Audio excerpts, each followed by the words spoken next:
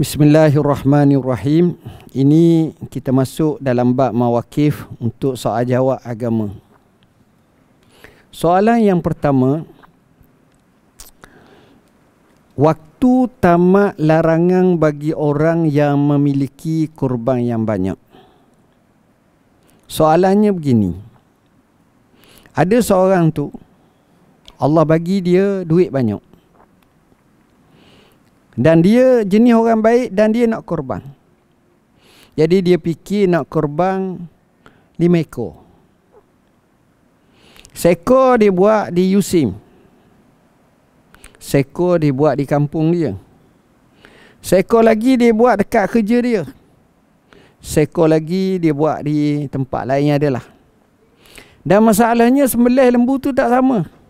Ada hari yang pertama, ada hari yang kedua, ada hari yang ketiga, dan hari last sekali, hari 13. 2 ekor hari 13. Sedangkan masa mana yang dianggap larangan daripada potong kuku tu? Kita ni dalam Islam nak potong kuku. Macam mana bila kita nak potong kuku?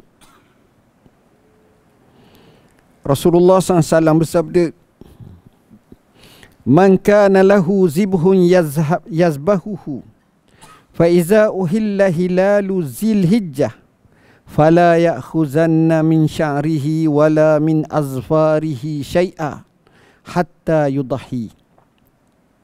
Maksudnya, siapa yang mempunyai hayawan kurban untuk disembelih, maka apabila terlihatnya anak bulan Zulhijjah, anak bulan Zulhijjah ni nampak, 1 Zulhijjah tu tahu dah.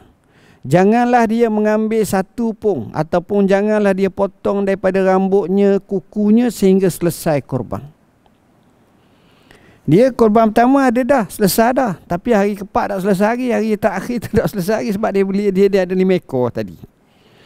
Jadi masa mana yang dia berhak potong kuku tu? Adakah dengan sembelih lembu pertama sahaja, hari pertama dia boleh potong dah kuku dia tu, ataupun dia mesti kena tunggu sampai lembu-lembu dia, kambing-kambing dia selesai dikorbankan hari terakhir? Pertama, kita nyatakan bahawa Allah galakkan kita korban. Firmanullahu ta'ala, fasalli li rabbika wanhar. Maka hendaklah kamu dirikan salat semata-mata kerana Tuhanmu dan berkorbanlah. Maksud ayat ini, bila sebut berkorbanlah, mengikut pendapat paling sahih, kita carilah menatang korban. Hal ini seperti mana yang disebut oleh Imam Ibn Katsir rahimahullah, yang benar bahawa yang dimaksudkan dengan nahar adalah menyembelih korban, iaitu menyembelih unta dan sejenisnya. Apa-apa binatang korban yang kita boleh sembelih, kita sembelih. Ayam, itik tak bolehlah dalam mazhab yang masyhur. Secara umumnya, apabila bermulanya 10 awal Zulhijjah, seorang yang berazam nak korban, maka dia tak bolehlah hilangkan rambut dia tu, berdasarkan hadis yang kita bacakan tadi. Cuma larangan ini adakah menunjukkan wajib, yakni tak boleh menghilangkan ataupun apa? Sebahagian ulama menyatakan makruh tanzihi. Apa makna makruh tanzihi? Kalau boleh, makruh jangan kita ni, ada orang tu dia kuku dia 4 hari sekali dia potong, ada orang tu 14 hari sekali. Hak 14 hari tu biasa lah, kalau lebih dari 10 hari tu. Tapi hak moleknya panjang, potong lah. Rasa tak selesa, potong. Cuma janganlah lama sangat. Kenapa kita, kalau kita nak korban, Nabi sebut hadis supaya jangan potong kuku, jangan potong rambut yang ada pada tubuh kita bermula 10 hari itu sehingga selesai korban. Hikmahnya supaya setiap juzuk anggotanya kekal dalam keadaan sempurna agar semuanya dibebaskan daripada api neraka. Ini satu pandangan. Dikatakan kerana dia menyerupai. Yang kedua, kerana kita nak biar kita menyerupai orang dalam ihram dari satu sudut, untuk tak boleh berguting, cukur macam tu. Jadi semangat haji tu, semangat ihram tu juga kita bawa. Ini pandangan kedua. Al-Imam An-Nawawi rahimahullah mensyarahkan hadis di atas yang kita baca tadi. Sebahagian ulama memahami sebagai haram untuk memotong rambut, mencabut ni haram. Ini merupakan pendapat Sa'id ibn al-Musayyib, Rabi'ah Ar-Ra'i, Imam Ahmad, Ishaq bin Rahuyah, Daud Az-Zahiri dan sebahagian ulama dalam mazhab Syafi'i. Ada beri pendapat menyatakan bahawa kita tak boleh potong, haram potong sebab ni. Manakala Imam Syafi'i kita juga beri pandangan bersama dengan sahabat-sahabatnya bahawa larangan tersebut adalah makruh tanzihi. Mana makruh je. Dan bukannya haram. Artinya boleh kita laksanakannya. Berbalik kepada soalan yang diajukan, Ibn Hajar Al-Haytami ketika mensyarahkan Muqaddimah Al-Hadramiyah menyebut, dihukumkan sebagai makruh bagi orang yang ingin melakukan korban untuk menghilangkan bulu atau selainnya bermula 1 hingga haiwan korban disembelihkan. Sekalipun haiwan korbannya itu yang pertama bagi siapa yang memiliki banyak haiwan korban. Maknanya kita ada 10 ekor nak korban, hak pertama sahaja kita korban sudah memadai, kita boleh dah potong kuku ataupun potong rambut kita. Pendapat ini juga disebut oleh Khatib Asy-Syarbini dengan menyatakan berpendapat hukum makruh itu hilang dengan sembelihan haiwan kurban yang pertama. Cukup macam tu. Melih pertama sama. Dan Ibn Hajar sendiri telah menyebut dalam Tuhfatul Muhtaj. Ada 2 kitab yang dia sebut. Dua-duanya menyebutkan dengan kalau kita ada 5 ekor, 10 ekor, 20 ekor, hak pertama sahaja kita sembelih, bermakna larangan untuk kita potong kuku dan cukur rambut ataupun potong rambut itu selesai seolah-olah kita telah menunaikannya.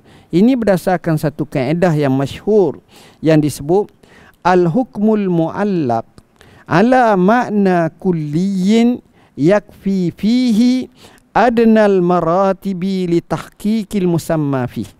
Mudah kaedah ni.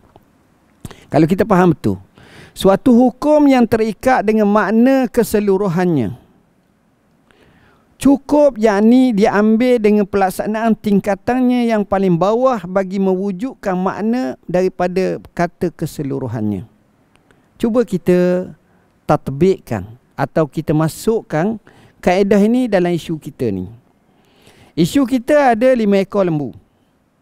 Isu kita ada 10 ekor lembu, 3 hari tu nak korban.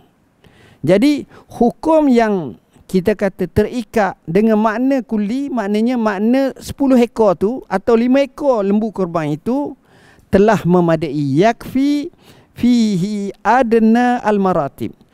Makna 19 ekor pun sudah memadai dah. Itu serendah-rendah atau tingkat paling bawah yang mewujudkan makna. Makna mewujudkan makna apa? Melih lagi, melih dah. Tak perlulah tanya berapa ekor. 4 ekor ke, 5 ekor ke, 10 ekor ke, seekor pun semelih dah tu.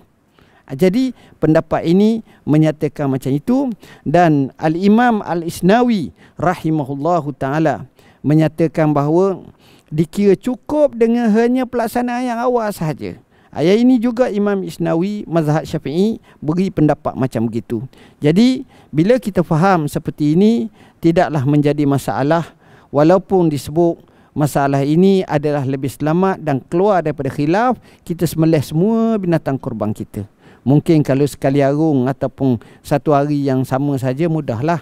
Tapi kalau kita bagi tempat-tempat yang masing-masing mengikut kesesuaian mereka, ada kata hari kedua, ada kata hari ketiga, itu jadi sukar kalau kita buat macam itu. Sekadar itu yang dapat saya sampaikan untuk soal jawab pada hari ini. Aqul qauli hadza wa astaghfirullahal azim li wa lakum. Dan insya-Allah sebelum kita tutup ni kita nak buat cabutan, ada tak? Okey.